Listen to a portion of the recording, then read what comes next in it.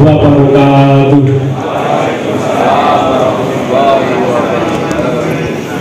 Nugroho iwasih biasane Gusti ingkang Maha Agung mugi tansah anggur kajiwa kasalira dumateng panjenengan sedaya kalasan kula sumrambah keluarga wadon sampun dumadi lestantun raharja.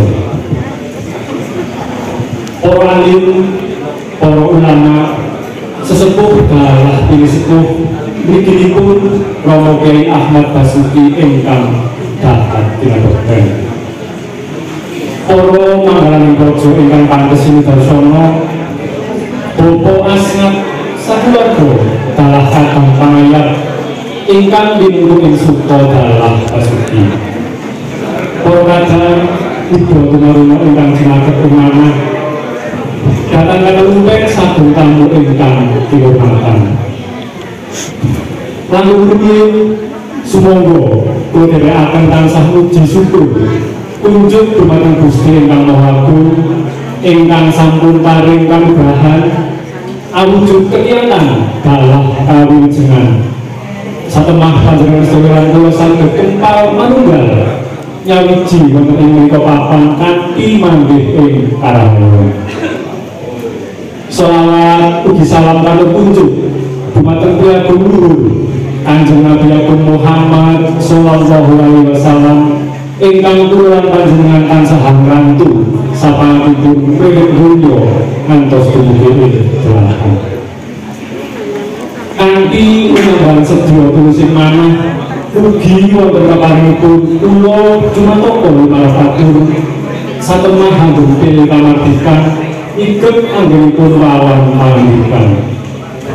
Kula ingkang kapiji minangka sesuai atur saking Bapak Taufik dalah Ibu kepareng ingkang sepisan aturaken pambagya sugeng rawuh.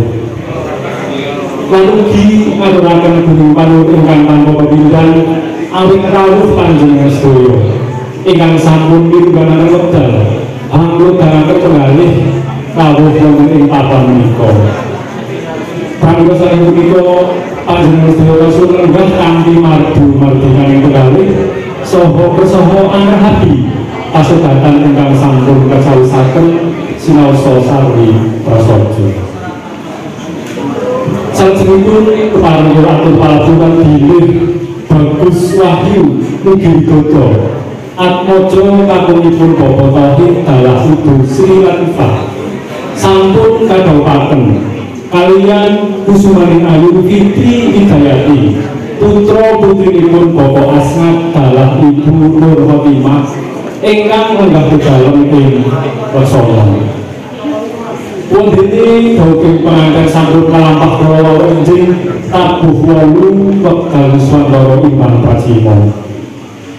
Saestu Bapak Taufik sanindit tansah nyadong tambah donga pangestu saking para sesepuh disepuh dalah tamu sedaya. Mugi panganten sanindit anggenipun badhe lelunggan wonten ing madyaning kalih wisna tansah hayom tentrem atur tuntut sing-singsian bhakti mulya salamiyane. Para tamu kakung Srawa Putri adicara pahargyan ing dinten menika saged lumampah tuminggih paringipun pambiyantu saking para sanadyan monggo kekalih dalah panawuhi bebarengan. Saepunika arupi bondo tenaga iguh pratikel menapa dewi tangga tresna saking para tamu. Pramila Bapak Taufik sakeluarga iwun agunging panuwun ingkang panggawa indang kairing pinyuwunan dumateng Gusti ingkang Maha Welas Asih mugi sih katarenan panjenengan pikantuk untuk ingkang sapraji. Mekaten anggenipun kula matur sampun tartamtu Purwo Madya dumugi wasana kathah pujiwaning atur Irang Rajila yang Subasita. Pramila kula ngundana nyuwun agung ngasana Matur wassalamualaikum warahmatullahi wabarakatuh.